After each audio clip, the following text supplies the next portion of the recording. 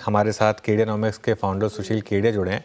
उनसे जानते हैं कि किन शेयरों में इस समय एक्शन दिख सकता है। Sushil ji, good morning. पहले बात इंडेक्स पर हो जाए। काफ़ी वॉलेटिलिटी रही है, एक रेंज में रहे हैं हम पिछले कुछ दिनों में। 23,050 से 23,400 की एक रेंज रही है। बैंक निफ्टी में रेंज और भी बड़ी रही है। इंडेक्स पर करें क्या अब इस समय? इंडेक्स को हम दो हिस्सों में बात करेंगे।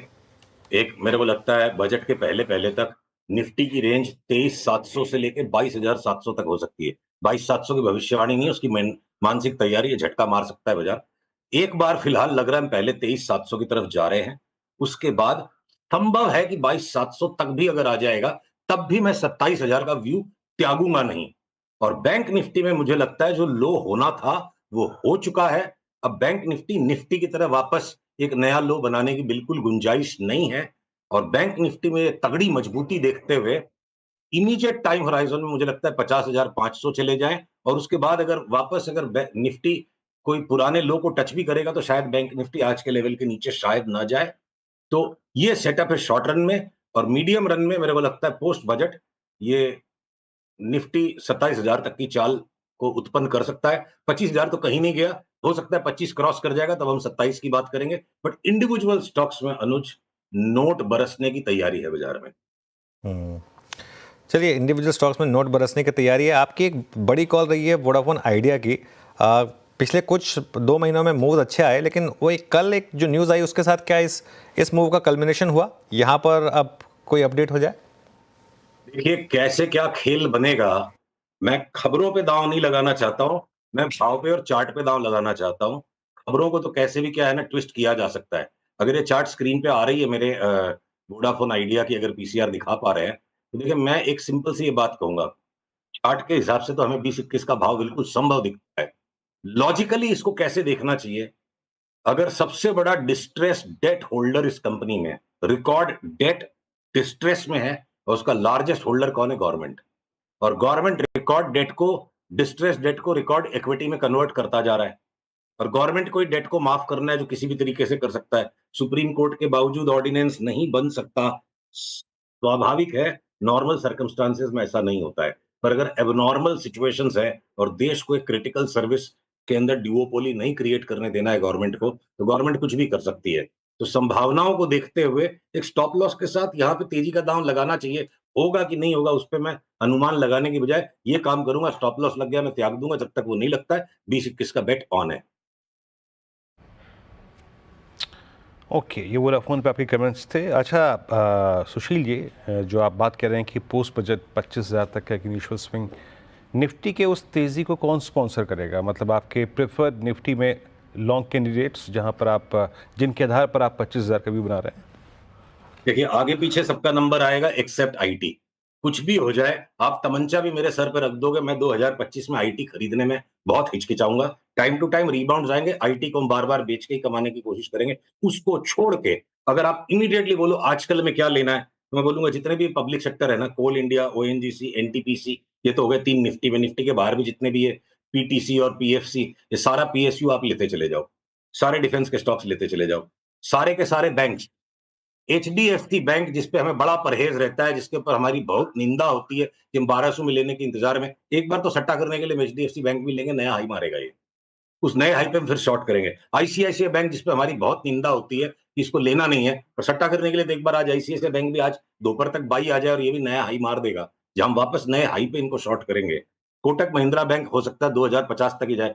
तो ये चाहे इंडसइंड बैंक और एक्सिस बैंक जो बिल्कुल मरी हुई सी चार्ट दिखती है, 20-20% का रिबाउंड उनमें भी आ सकता है। तो इमीडिएट तेजी बैंकों में, मीडियम टर्म तेजी small finance banks, smaller banks में, ये डीसीबी, ये जम्मू एंड कश्मीर बैंक, जिनके सबके भूले बिसरेगी, जिन बैंकों को लोग भूल गए, और ये सारे के सारे पीएसयू बैंक्स, इनको 3 से 6 महीने के लिए लेंगे।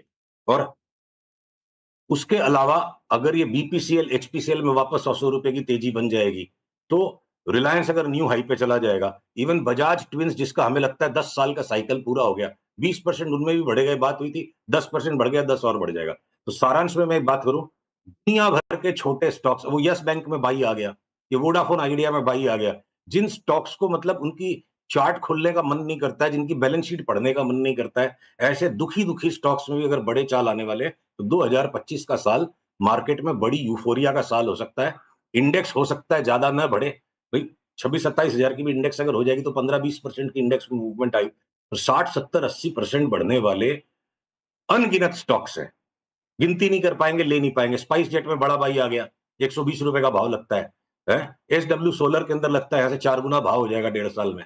तो जो बिल्कुल थके हारे दुखियारे स्टॉक्स है, सब में 3 गुना 4 गुना होने की मतलब, पता नहीं बाजार में ऐसी क्या यूफोरिया आने वाली है, पता नहीं क्या ऐसा पॉलिसी आ जाएगी कि सारा माहौल यूफोरिक हो जाएगा। मुझे यूफोरिया की तैयारी दिख रही है, और उसमें एक ही चीज दिखती है, आईटी छोड़ के जो जी में आए ले लो। ओके, मीनवाइल निफ्टी ऑलमोस्ट वीरू अब देखिए 200 पॉइंट नीचे ट्रेड कर रहा है, और अब हम वापस कहाँ हमने हायर एंड टेस्ट किया और लोअर एंड, दोनों एक ही दिन में टेस्ट कर रहे हैं हम। हायर एंड और लोअर एंड इसी रेंज का एक साथ दोनों दिन में टेस्ट होता हुआ। बिल्कुल कंप्लीट कोलैप्स है आज, और बिल्कुल हम डे लो की ट्रैजेक्टरी में आते हुए तो अनुज हम 10 डेमा भी पार नहीं कर पा रहे हैं अभी हैं। और एफआईज इसीलिए जनाब बड़े अच्छे तरीके से बैठे हैं। 3.25 लाख कॉन्ट्रैक्ट शॉर्ट यूं ही नहीं हुई रखे उन्होंने, है ना अनुज? बिल्कुल बिल्कुल, पर दिक्कत तो है मार्केट में। अच्छा, सुशील जी के पास वापस चलते हैं। सुशील जी, जोमेटो 10% नीचे 217, और सर्किट पे अभी तो ये हो सकता है सर्किट खुले तो और पिटाई हो इसकी। इस पर कोई ट्रेड बन रहा है? चलिए आपके सामने जोमेटो की चार्ट को खोलते हैं, पीछे इस चार्ट को आप दिखा सको तो सामने ही हम ऑन द स्पॉट एनालिसिस करते हैं। जी भी जोमेटो के अंदर में कोई बाई का ट्रेड नहीं बनता। देखिए मल्टीपल सपोर्ट्स के जोन को यहाँ इसने तोड़ दिया था, फिर रिबाउंड देने के बाद अब वापस नीचे का मोमेंटम ही गैदर कर रहा है।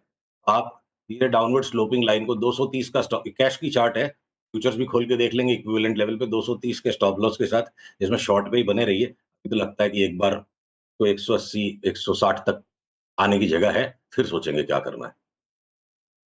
और डिक्सन टेक, इस पर कोई व्यू? किस पे? डिक्सन टेक, ये भी आज 12% नीचे है। फिर से नाम बताइए। डिक्सन? हाँ, डिक्सन। रुकिए, डिक्सन का भी देखिए लॉन्ग टर्म टॉप तो हो गया था, और सामने ही चार्ट को आपके रिव्यू कर लेते हैं। तो फ्यूचर्स में इसकी फ्यूचर्स खोल लेते हैं। पीटीआर कृपया चार्ट को दिखाते रहे। नहीं, डिक्सन में क्लियर कट शॉर्ट है जी, और इसका मोमेंटम अब बढ़ेगा। यहाँ से देखो, ये लॉन्ग टर्म टॉप यहाँ बना चुका है स्टॉक। अब ये ट्रेंड लाइन को जैसे ही तोड़ रहा है, आज का लो तोड़ेगा, इसी को आप स्टॉप लॉस रख के बेचिए। हो सकता है 20-25% बहुत फटाफट निकल जाए।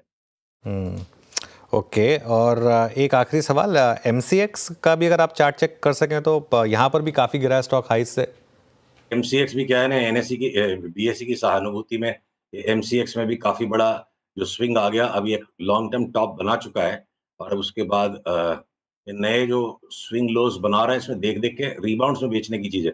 देखो आप सपोर्ट को जोड़ोगे, अभी ऑलरेडी सपोर्ट जोन पर है, तो कोई रिबाउंड आता है और रिबाउंड में बेचेंगे, या फिर आज के भी लो को तोड़ के कोई आज इस लेवल के भी नीचे बंद हो जाता है और सब्सटेंशियल मोमेंटम नीचे का कल बन जाता है, तो कल के फिर ओपनिंग में बेचिए। लॉन्ग टर्म टॉप एक बार होता है, लगता है हो गया है।